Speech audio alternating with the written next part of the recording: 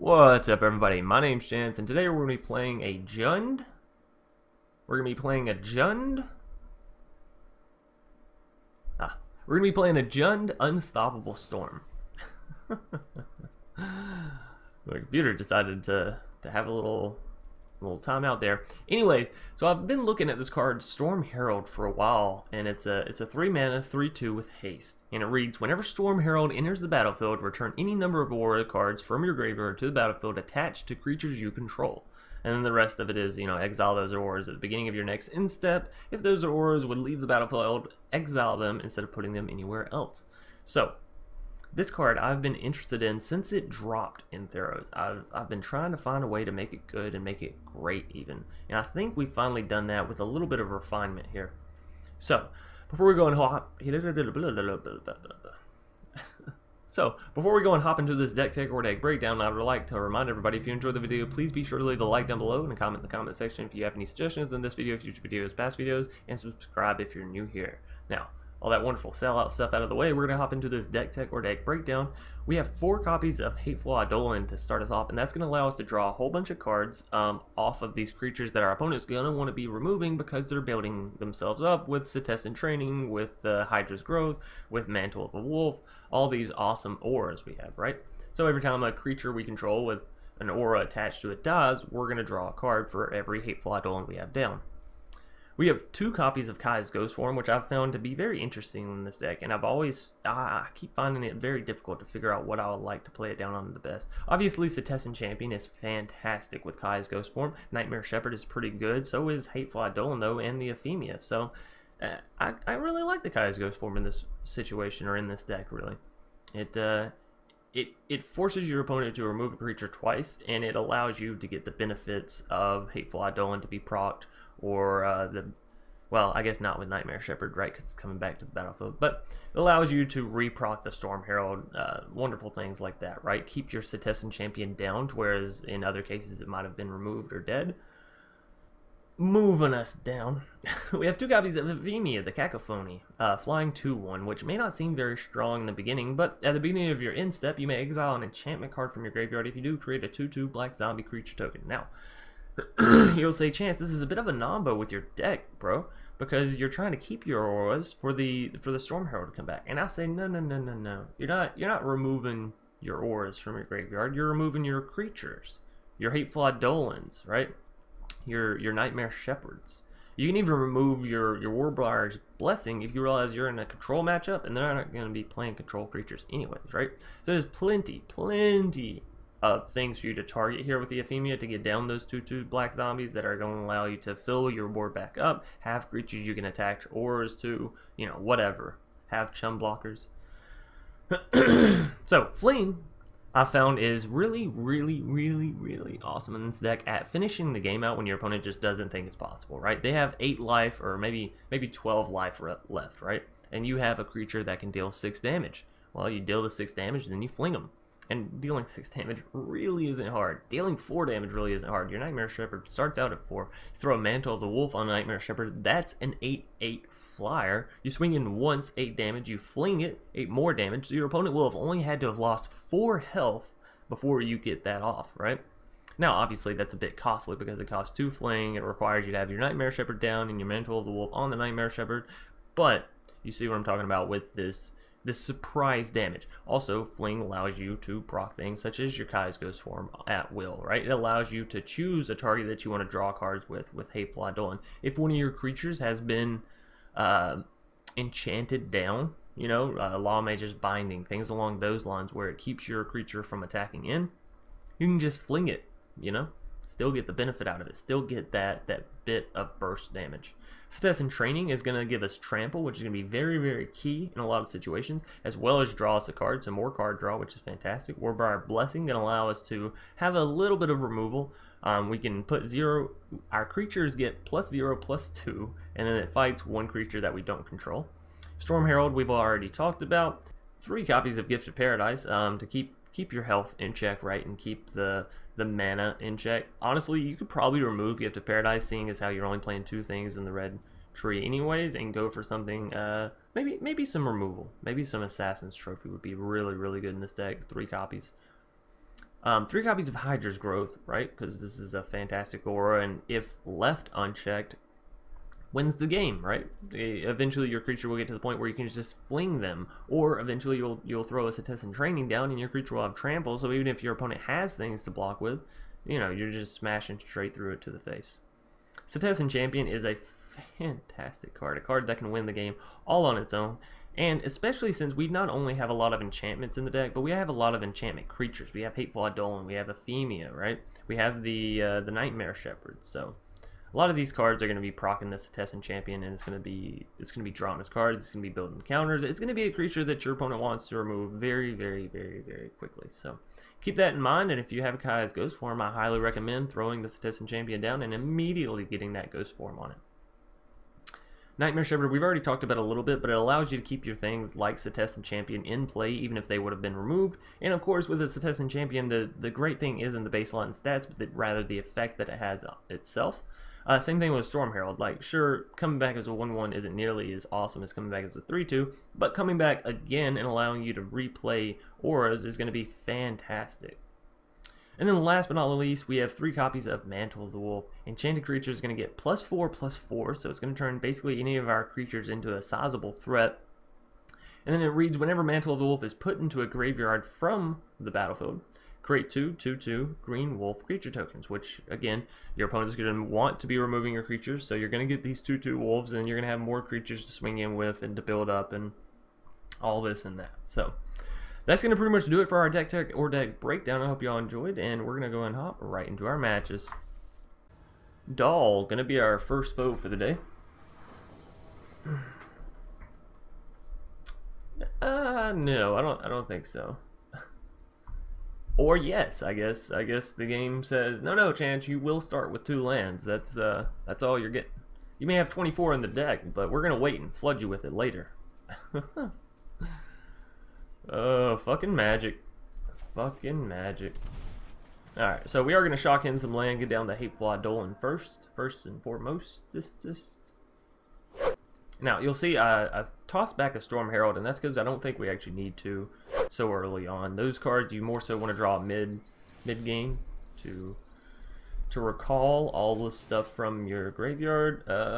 This does get us to the Nightmare Shepherd, but I'm very terrified at keeping a land. I'm not going to lie. I've been flooded one too many times in the past, and, well, this is smelling awfully suspicious. So we'll have to hope.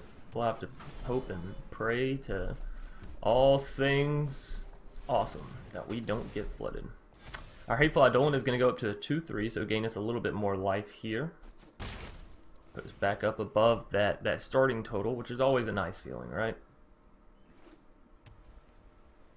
Bum bum bum bum bum bum bum bum. I would like to get the Nightmare Shepherd down before our Hateful Eidolon gets removed. May not be possible, but we'll see. We will see. That's going to be it for our opponent. Fantastic. Our Hateful Eidolon will go up to a 3/4. 3/4. I think I will go ahead and throw down a Nightmare Shepherd as well. Now the question is, do I swing in with a Hateful Eidolon? Because they can kill it with the Paradise Shroods. I think I do. I think I do. If they double block, at least I'm taking out that much ramp, right? I'm taking out 2 bits of it. I'm still gaining 3 life. The Hydra's Growth we can bring back if we want to. I think I will exile it so we can get this this Hateful Eidolon back on the board, right? Have that effect of drawing cards off of our aura creatures dying. Siona. Okay, so our opponent's also playing an aura deck. It's interesting. Very, very interesting.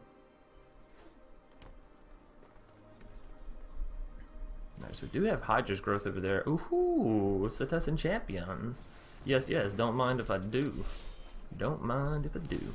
And what we're actually going to do here is throw Setessan Training on the Hateful Eidolon, and that turns it into a 2/1, which means that the Siona now can't block it without dying herself. So, perfectly fine play there. And Doll is actually just going to concede. They've seen enough. But you'll see in this first little bit how the deck sort of takes over in the beginning, right? And you have these enchantment creatures that your opponent really, really wants to get rid of. And you have this Storm Herald, right? This pocket of Storm Heralds that you wait and you play mid-game. And when you play it, you get back your Mantle of the Wolves. You get back your Warbriar's Blessing. You get back your Hydra's Growth. If only for a turn, it's still a +1/+1 counter. And you make this hasted little 3-mana Storm Herald huge. And then swing in with that to finish out the game. So, game 1 over. We're going to hop into a game 2. T'Chulli, going to be our second foe. T'Chulli.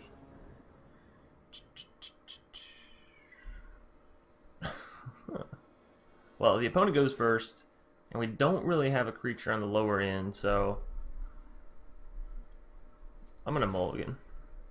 Oh, that looks much, much, much better. And I'm actually going to put the Storm Herald back, because again, that's more of a mid to late game thing instead of a early game thing. So we'll probably shock in the Overgrown. Get down one of these Hateful Eidolons. What we may end up doing is just playing that Blood Crypt tapped on our next turn, getting down the other Hateful Eidolon, playing Castle Locthwain turn 3, and get down the Setessan Champion, right? Underworld Ragehound, well, that thing's going to be swinging in every single turn, if I'm not mistaken. That's okay, though. We get this Mantle of the Wolf down on one of our Hateful Eidolons, and they will be up to a 5/6, which will be health, health, health, health, health. Of course, we'll have to get there, and the Hateful Eidolon will have to survive, so that is a bit of a problem. No blocks. I'll take the 3 to the face. I'll go down to 15. No problem. No problemo. We do want to get the Setessan Champion down, but I'm not going to lie, I'm a bit worried that shit might hit the fan. So before we do anything else, I am going to go ahead and take this opportunity to swing in with both of my creatures. Nothing happened. Alright, Setessan Champion, come on down. I hope you can live. I really, really hope you can live. They're looking like they have mana for... I don't think it's Bedevil. Bedevil is 2 red and a black, yeah?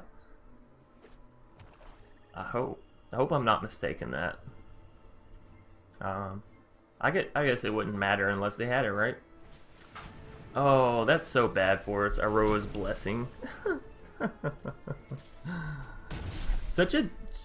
And I'm not even like throwing shade at the opponent here. Well, I mean, I am, but it's not the only thing that I'm doing. It's really and honestly not a good enchantment. It's not.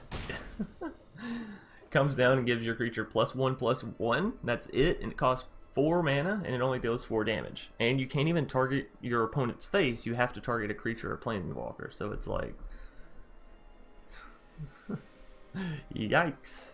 Now that's not me saying we're gonna win the game because they're playing this awful enchantment, but it is me saying you can almost always find something better than this card. Almost always, always, always, always, always. Vampire of the Dire Moon is gonna make it a little bit hard for our Hateful Eidolon to get through, but you know, it is what it is. And the Underworld Ragehound is actually gonna deal enough damage to boost the Knight of the Ebon Legion up to a point. Well, that enters tapped, and we throw this right here. Now they sort of have to make a decision on, do they want to remove our big old 5/6 or our little 2/3, right? They'll probably remove the 5/6, but then we get 2 wolves back out of it, so I'm okay with that, and we go back up to 18 health. If they remove the 2/3, we keep the 5/6.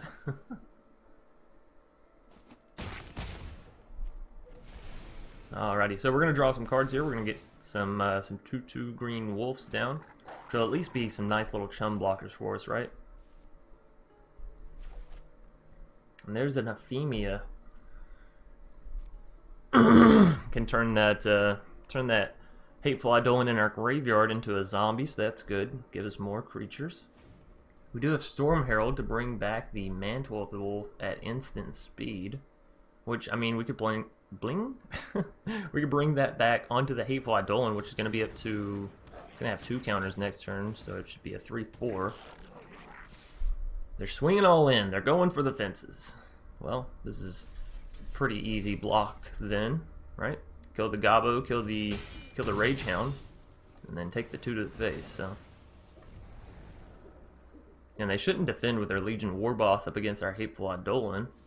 I think we're in a pretty good position to take this game over. How much mana do we have? We have 5/6 mana. 6 mana. Ooh. We can go here and play the Ephemia, which I think we will. I think we will get down the Storm Herald, because getting back the Mantle of the Wolf is pretty good. Pretty good. Now the question is, where do we put it, right? Where? Probably here, right? So the Storm Herald doesn't die. Like, we could put it on the Hateful Eidolon, but then if the Storm Herald swings in, they could just trade it with the Legion War Boss. This way, there's no trade ski. No trading unless you want to trade for the wolf, although I'm thinking heavily about keeping that wolf back. Actually, no, because at the end of the turn, we're going to make a zombie, so perfectly fine. So we'll swing in with everything. We have 12 damage going at our opponent, so they have to block something here. The Legion War Boss does have to die if they want to live. So then they should realistically block the biggest thing. No, they're just going to take it in the face. Alrighty, so picking up a game 2, and again, seeing the power of the Storm Herald, playing 3 mana card that ends up coming down as a 7/6 is absolutely crazy, and the opponent can't even remove it, otherwise I get 2 more wolves out of it, right? Which I guess isn't as bad as getting hit in the face with a 7/6, but still not fantastic. So we're gonna go and hop into a game 3 here. Fragmation, gonna be our 3rd and final foe for the day. Sure. We really don't have a whole lot of land here, but feels like that's how the game's been doing me pretty much all day. It's you either get no land or you get all the land. I can't just have a happy medium in a game, you know? Or if I do, I guess I get a mulligan in Hawaii. I mean, we can either go for the Ephemia here and have a flying creature, or we go for the Hateful Eidolon and have another little tiny creature. I think I want to go for the Ephemia. Appears our opponent's playing some style of aristocrats, right? You don't tend to play Orzhov Enforcer in a non-aristocratic deck. They also have Beanstalk Giant, which screams that they're not playing, what's it called? Alright, well, I'm going to go ahead and get down the Setessan Champion, and we'll keep our fingers crossed that she can make it through the turn. But who knows? I guess we'll have to see. If I can get that Mantle of the Wolf down, that would be awesome as well. I would love to. Yeah, Death Sprout, that's about what I figured, about what I assumed. You know, people doing their stuff. Alright, so there's our Mantle of the Wolf on the Ephemia. And yeah, some sweet 6 flying damage. Now, we can go Gift of Paradise to get the Fling down. That's actually enough. Oh, well, it was enough to kill our opponent, had they not played the Bond of Flourishing. Isn't that funny? Isn't that funny?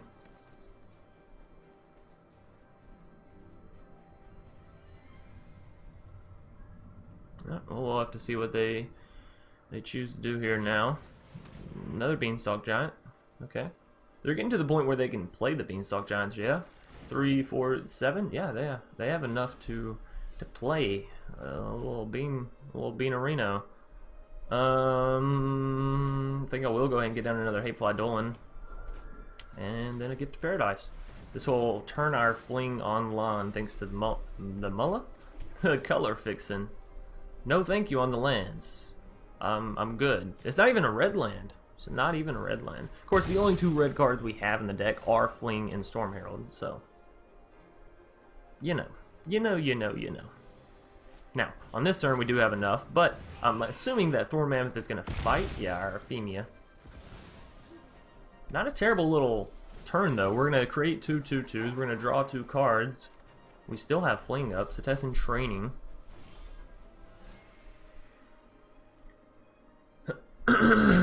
Alright, well, let's go this here. No! Fuck. Well, I did that wrong. But that's okay. Ooh.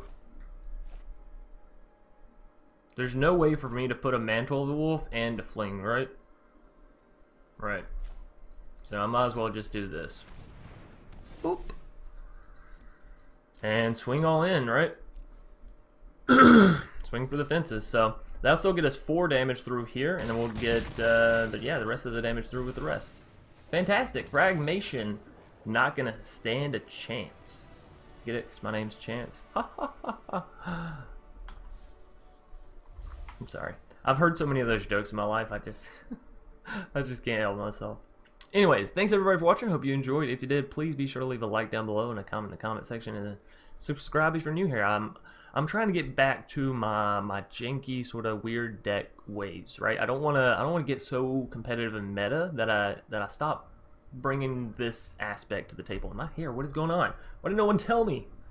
My hair is all kind of funky. Anyways, so yeah, I don't want to lose sight of what I came into this doing, and that is having fun and playing some very different decks. So hope you all enjoyed, and again, I will see y'all either later tonight or tomorrow. Peace.